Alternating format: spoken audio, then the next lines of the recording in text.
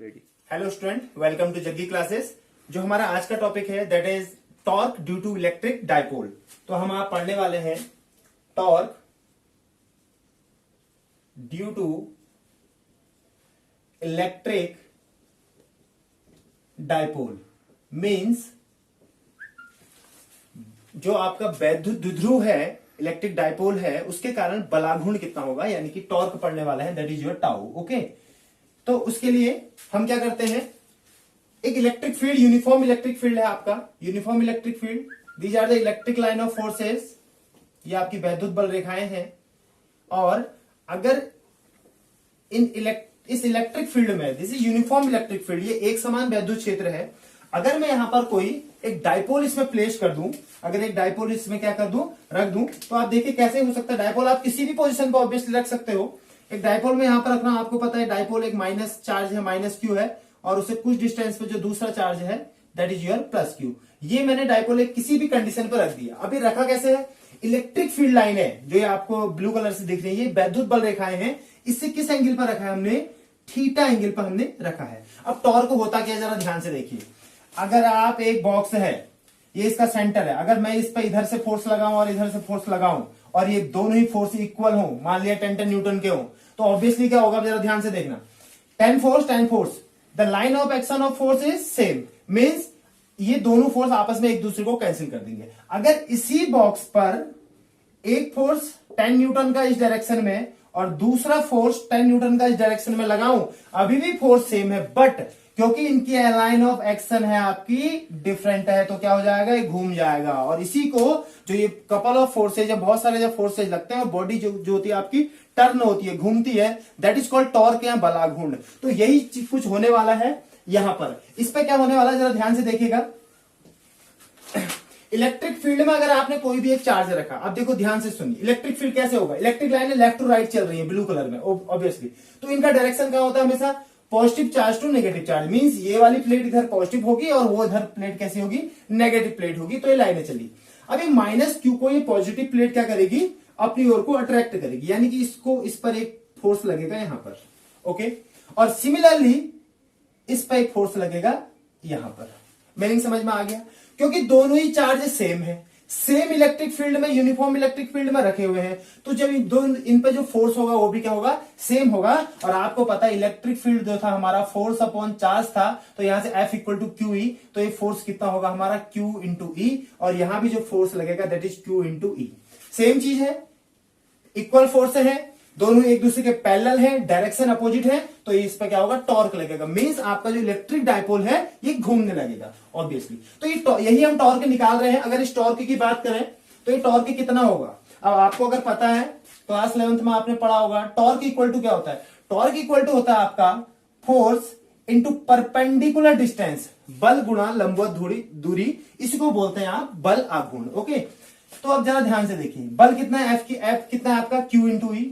Okay, और into perpendicular distance क्या है, परपेंडिकुलर डिस्टेंस ये वाला है इलेक्ट्रिक फील्ड से, ये वाला डिस्टेंस, और मैं इस डिस्टेंस को मान लेता हूं आपका x डिस्टेंस। क्लियर, आपको पता है डाइपोल है, डाइपोल का सेंटर है, दोनों ही चार्जेस के बीच में जो डिस्टेंस है वो कितना होता है, 12 होता है। सेंटर से इधर L, सेंटर से इधर L, मींस जो ये डिस्टेंस है कितना आपका 12 है।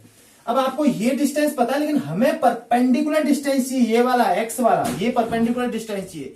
अगर ये हमें परपेंडिकुलर डिस्टेंस चाहिए तो इसका क्या मतलब है, तो यहां पर एक काम कर लीजिए, साइन थीटा लगाइए आप। साइन थीटा इक्वल टू होता है परपेंडिकुलर अपॉन हाइपोटेनियस, लंब बट्टे कर्ण, sine theta, theta perpendicular upon hypotenuse. Perpendicular is x and hypotenuse is your 12। Okay, तो हमें x चाहिए था, तो यहां से x की वैल्यू आ गई हमारी 2l sine theta. Okay, now अब x की जगह, अब ये जो डिस्टेंस है परपेंडिकुलर डिस्टेंस x, पहले इसको x ही मान लो और इसको आप x मान लो, और x की जगह आप रख दो into 2l sine theta. Now again हम जानते हैं जो डाइपोल हमारा मूवमेंट है p, और p इक्वल टू कितना होता है, 2 into Q into L, dipole movement p। तो आप ये देखिए 2ql, ये क्या बन जाएगा हमारा, बन जाएगा p, और बचा क्या e साइन थीटा। तो ये हमारा टॉर्क आया, टॉर्क कितना लगा, कितना आया हमारा, PE साइन थीटा और अगर आपको पता है बलागुण यानी कि टॉर्क एक वेक्टर क्वांटिटी, अगर हम इसको वेक्टर फॉर्म में सदिश रूप में दिखे तो सिंपली आएगा torque equal to P cross E। क्यों? क्योंकि A cross B that is AB sine theta means P cross E equal to P sine theta.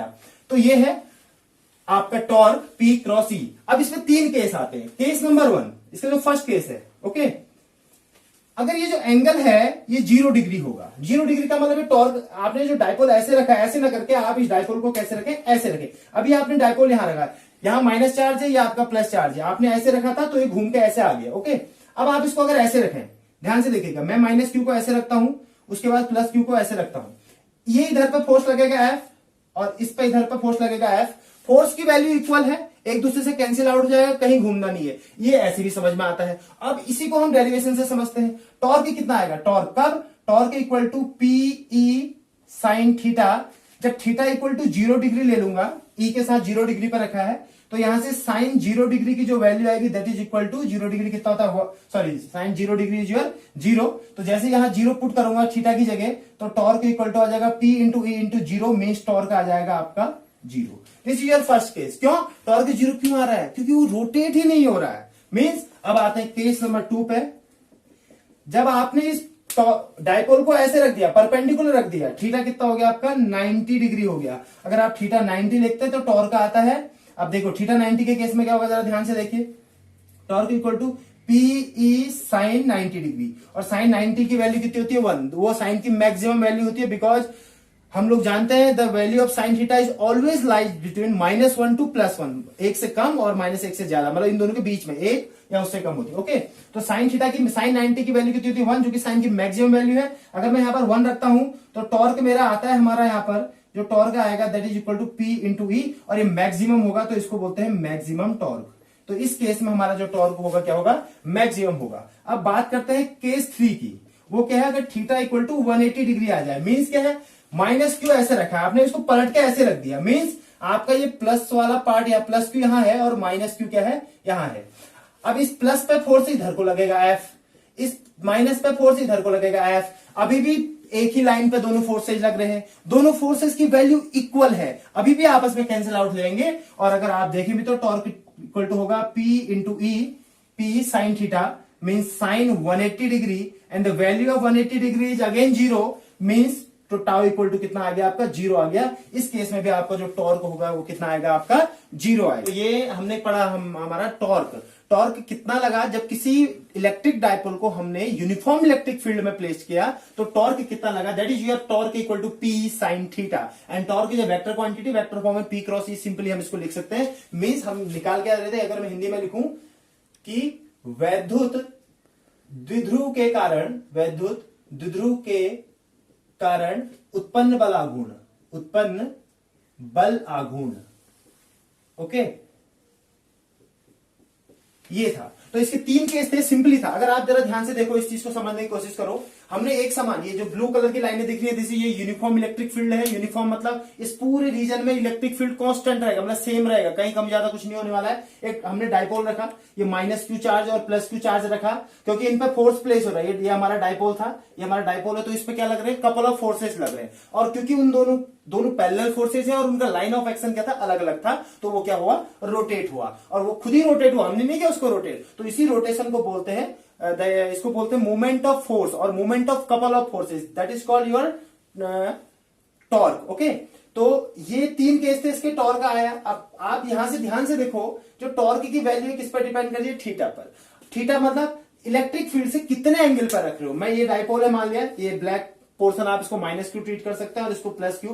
कैसे? किस एंगल पर रखूं? किसी भी एंगल पर रखूं, तो यानी कि किस पे डिपेंड कर रहा है? आपका थीटा पे डिपेंड कर रहा है। तो थीटा की केस 3 केस यहां पर हमने देखे। क्या हो सकता है? एंगल पैरेलल हो सकता है, 0 डिग्री हो सकता है, 90 डिग्री हो सकता है, और या फिर 180 डिग्री। इसके अलावा अगर कोई और एंगल है तो थीटा की वैल्यू आप पुट कर लीजिए, 30 degree, 20 degree, 45 degree, 60 degree, whatever, okay. तो तीनों केस में टॉर्क 0 कब होगा? जब पैरेलल होगा, 0 और 180 डिग्री में। और इसी में आगे बढ़ते हुए टॉर्क मैक्सिमम कब होगा? जब ये परपेंडिकुलर यानी कि ऐसे करके आपका डायपोल प्लेस्ड होगा आपका यूनिफॉर्म इलेक्ट्रिक फील्ड में। तो please like this video and also subscribe this channel, and thank you very much.